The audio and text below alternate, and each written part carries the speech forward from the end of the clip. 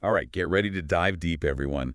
Today we're exploring Pinterest affiliate marketing. Oh, fun. Yeah, and get this, we found this YouTube video that says you can make like $2,100 a week with it. Wow. Even if you're a total beginner, they say. Yeah. It's all about Pinterest and ChatGPT. Think they're onto something. That's a pretty bold claim, gotta admit. But yeah, the video really hypes up Pinterest for affiliate marketing. Totally. They talk about how massive the user base is. Right. Huge. But the part that really stood out to me was that 39% of their traffic comes from the US. Oh, yeah, I saw that too. Seems like a pretty big deal. Yeah, definitely a huge pool of potential customers right here in the US. And the video really emphasizes that. They keep talking about buyer traffic, people ready to spend money.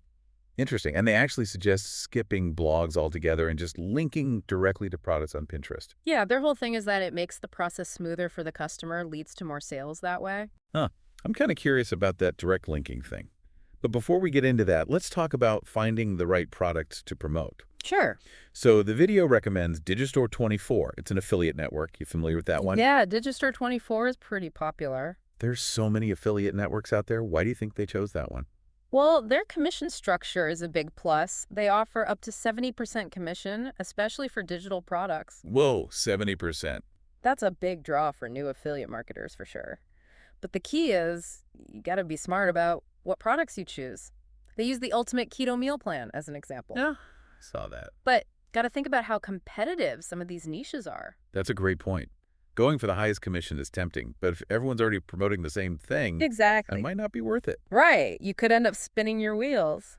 Have you seen any data comparing Digistore24 to other platforms like ClickBank or even Amazon Associates? Yeah, there's definitely data out there, but it really depends on the niche you're looking at. Like ClickBank has been around forever. Right, it's huge. Massive marketplace. But getting approved to promote stuff, there can be a real pain. Interesting. Amazon Associates, well, everyone knows Yeah, Amazon. huge brand recognition. So many products. But the commissions are usually lower. Makes sense. Digistore24, they tend to stand out with digital products, and their payouts are super smooth. Okay, good to know. But yeah, competition is a big factor to consider no matter which platform you go with. So it's not a one-size-fits-all situation. Nope. All right, now let's talk about the part that really caught my attention. Using ChatGPT for all this. Ah, yes. ChatGPT. Yeah, I keep hearing about it, but honestly, I'm still figuring out how it can actually be useful for affiliate marketing. Well, it's a super powerful tool, Right. but you need a good strategy for it. Like Right. in the video, they use ChatGPT to come up with weight loss tips for a specific audience. Right. But it's not just about generating random content, you know? Yeah. They show you how to organize those tips, create variations for different Pinterest pins, and even write those catchy titles that make people click. Hold on, clickbait titles. Yeah. I get that you want to grab people's attention, Sure. but I'm always a bit wary of anything that feels too gimmicky. I get it. Could end up turning people off. Yeah, you're right to be cautious. Bad clickbait can definitely backfire. Ah. It's got to be about balancing those catchy titles with content that actually delivers. Right, gotta have substance. You want to pique their interest without making promises you can't keep. Building trust is key if you're in it for the long haul. Absolutely. So finding that sweet spot between grabbing attention and being genuine. Exactly. Okay, so we've got the content planned out. Right. Now we got to turn it into something visually appealing, those Pinterest pins. The video uses Canva, which I love. Oh, Canva's great. How do they use it to actually create those eye-catching pins? Well, they start by finding visuals related to the keto niche. Then they use Canva's templates and all those features to make the pins look really good. And they emphasize having a clear call to action on the last pin of a carousel. Ah, carousels. Love those on Pinterest. It's like a mini visual story, you know. Yeah, totally. But this is where things get a little tricky. Pinterest has all those rules about affiliate links. Mm-hmm. How does the video suggest getting around that? You use Linktree. Linktree. It's basically a bridge between your Pinterest content and your affiliate offers. You put your affiliate link on your Linktree page, add a nice description to get people clipping. So instead of linking directly to the product from Pinterest, Right. you send them to your Linktree page. Exactly. It's a workaround to get around Pinterest's rules. Clever. So Linktree helps streamline the whole process. Yep. Okay, so we've got the pins, the Linktree link, but how do we actually get people to see them? That's where consistency comes in. Yep. They really stress posting multiple pins every day. It's not a one-time thing. Yeah. Nope. You got to be active on Pinterest to build momentum. Gotcha. And what about those pin carousels? Why are they so important? Carousels are great for showing off multiple images or even short videos about your offer. So like a little slideshow. Exactly. People can swipe through them. They're eye-catching. Plus, you have more space to tell them about your product or service. Cool. So the video shows you how to make a carousel, link it to your link tree, and add a good title and description. Yeah, that's the basic process. Starting to see how all the pieces fit together. We've got those eye-catching visuals, the content targeting the right people, and the link tree strategy to deal with those link restrictions. Hmm. But is it really as simple as they make it sound? That's a great question. And that's exactly what we'll explore in part 2 of this deep dive. Ooh, can't wait. We'll get into the nitty-gritty, the ethical side of things, all the potential challenges you might run into. This is getting interesting. I'm already taking notes and brainstorming. Awesome. Stick around, everyone. We're just getting started on this Pinterest affiliate marketing journey. For sure. Lots more to come. It's funny, the video makes it all sound so easy, you know? Yeah, Like, just whip up some pins, make a link tree, sprinkle in some ChatGPT, and bam, you're rolling in cash. right? Yeah. Like, that's it. There's got to be more to it. Exactly. There are so many things they kind of gloss over. Totally, like finding the right niche. Ah, yeah, that's huge. They use the keto meal plan example. Right. And how do you even know if a niche is worth going after in the first place? That's such a good question. It's so easy to just chase trends, you know?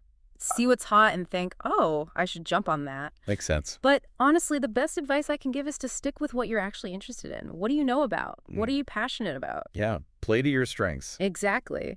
Building a real affiliate marketing business that lasts, it's not about chasing the latest fad. It's about finding a space where you can actually provide value, connect with people who trust what you have to say. So it's not just about picking a niche because it's popular right now. Right. It's got to be something you can see yourself doing long term. Yeah, like you said, aligning your passions with a market that actually has potential. So how do you actually figure that out? What should someone look for when they're trying to choose a niche? Well, start by asking yourself a few key questions. First, are there people out there who care about this? Is there a real audience actively searching for this All stuff? right, got to have people to sell to. Second, what's the competition like? If it's super crowded with big players, it might be tough to get noticed. Makes sense. And lastly, and this is important, can you see yourself creating content about this, promoting these products for a long time? Because affiliate marketing, it's not a get-rich-quick scheme. It takes time and effort. Yeah, consistency is key. You got to be passionate about it to stay motivated, you know? Absolutely. So it's like finding that sweet spot where your interests and what people want and your ability to stand out all come together. Yeah, I like that. Speaking of standing out, let's go back to the content creation part. The video focuses a lot on ChatGPT, Mm-hmm. even for writing those Pinterest pin descriptions. Right, using AI to help. But isn't there a risk that all that content will end up sounding the same? Like, how do you keep your own voice, your own personality in your marketing? That's a super valid point. We got to remember ChatGPT is just a tool. It's not a replacement for your own brain. Yeah, totally. I think of it like a starting point, a way to get ideas flowing, get a rough draft down, but then you got to take it, make it your own, you know? Add your own style, your own insights. So it's more like a collaboration with AI, Exactly. not just letting it do all the work. Right. It comes back to that whole authenticity thing. People can tell when content is generic, when there's no heart behind it. Makes sense. They want to connect with the real people who actually care about what they're talking about. Totally. Okay, so we've talked about niche selection, using AI the right way. What else should our listeners know about? What other potential pitfalls are out there? One thing the video touches on but doesn't really go deep on is Pinterest's algorithm. Oh yeah, the algorithm. That's a whole other beast. Right. They talk about making carousels, posting consistently, but there's a lot more to it when it comes to actually getting your pin seen. Tell me more about that. I know Pinterest is all about visuals, but it's also a search engine, right? Exactly. So many people forget that. It's a visual search engine, and understanding how it works is crucial. Keywords, descriptions, how you organize your boards, even the quality of your images. It all matters. Wow, so it's way more than just making pretty pictures. Way more. There's a whole strategy involved. Absolutely. And this is where consistency becomes super important. Pinning regularly, engaging with other people's stuff, it shows Pinterest you're active, that you're a valuable part of the community. So it's like building a relationship with Pinterest itself. You could say that. The more you contribute, the more data Pinterest has to work with, the better they can understand your content and show it to the right people. That makes a lot of sense. Okay, I'm starting to see the bigger picture here. But I gotta be honest, I'm still a little skeptical about that $2,100 a week claim, especially for beginners. Yeah, I get it. Got to take those income claims with a grain of salt. Right. I mean, it's definitely possible to make good money with affiliate marketing, but it's not some overnight magic trick. It takes work. It takes time, effort, and a willingness to keep learning, keep adapting. So it's more about setting realistic goals and building a sustainable business over time. Exactly. That's why finding a niche you're truly passionate about is so important. Makes sense. If you enjoy what you're doing, you'll be more likely to put in the work, to push through the tough times. Absolutely. Feeling much more grounded now. We've covered so much in this deep dive, but I'm sure our listeners still have questions. Probably. Any final thoughts or words of wisdom you want to share before we wrap up this part? I'd say the most important thing is to just enjoy the process. Affiliate marketing is constantly changing. There's always something new to learn. Don't be afraid to try things out, make mistakes, adjust your course along the way. All part of the journey, right? Exactly. Embrace the challenges, stay curious. That's great advice. But what if someone's feeling overwhelmed by all the information out there, all the different strategies? Where should they even start? I always recommend picking one platform and one niche to focus on at first. Trying to do too much at once can lead to burnout. Start small, learn the basics, get comfortable, then gradually expand as you gain confidence. Start with a solid foundation. Yes, exactly. And remember, you don't have to figure it all out alone. There are tons of resources out there. Online communities, courses, mentors. Find people who are on the same journey, people who can support you, share their knowledge, and help you through those challenges. That's so important. Having that support system can make all the difference. It really can. Okay. I think we've given our listeners a lot to think about today. For sure. Just a reminder, we'll be back for part 3 to dive into some more aspects of this strategy and answer your questions. We'll also be talking about the ethical side of affiliate marketing, which is super important for building a business you can be proud of. Absolutely. Stay tuned for more insights and actionable tips in part 3 of our Pinterest affiliate marketing deep dive.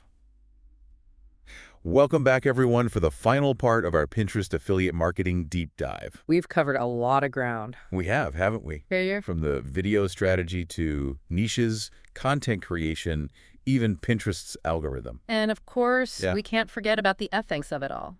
Right, that's what we're here to talk about today. Exactly. Affiliate marketing, it's all about promoting other people's products, Right. potentially earning a commission. Mm-hmm. Things can get a bit tricky ethically. How do you navigate all that? Transparency is key, I think. Your audience needs to know that you might earn something from those recommendations. Okay, makes sense. Being upfront about it builds trust. Yeah, that makes sense. But wouldn't people be less likely to trust those recommendations if they know you're getting paid? Not necessarily, actually. I think a lot of people appreciate the honesty. Interesting. They understand that running a website or a social media account takes time and effort. Right, it's work. And that commission helps you keep creating that content. So it's about finding that balance, Yeah, being transparent, but not compromising your integrity. exactly. Which brings us to another important point. Only promote products you actually believe in. Right. That seems obvious. But it's easy to get caught up in the money, especially with all these different strategies and techniques. Yeah, it's tempting to just chase the big commissions. So how do you stay true to your values when there's money on the line? Well, it starts with choosing your affiliate partners carefully.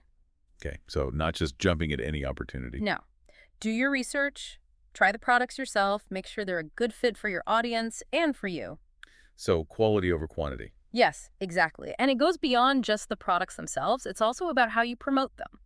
Okay, how so? Are you being honest? Are you setting realistic expectations? Are you respecting your audience's intelligence? Yeah, those are important considerations. It's tempting to overhype things or use shady tactics to make a quick sale. But in the long run, that stuff just backfires. People catch on. They do.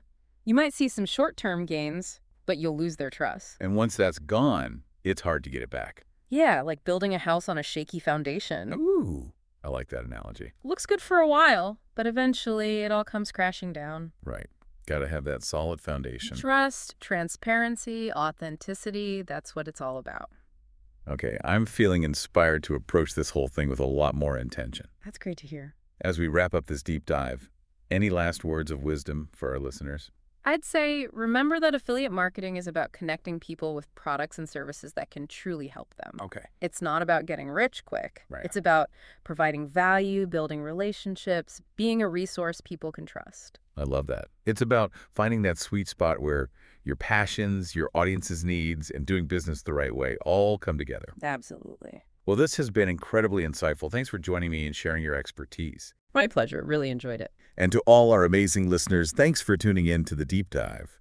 We hope this episode has given you the knowledge and the motivation to explore Pinterest affiliate marketing. Remember, do your research, stay ethical, and most importantly, never stop learning. Until next time, keep diving deep.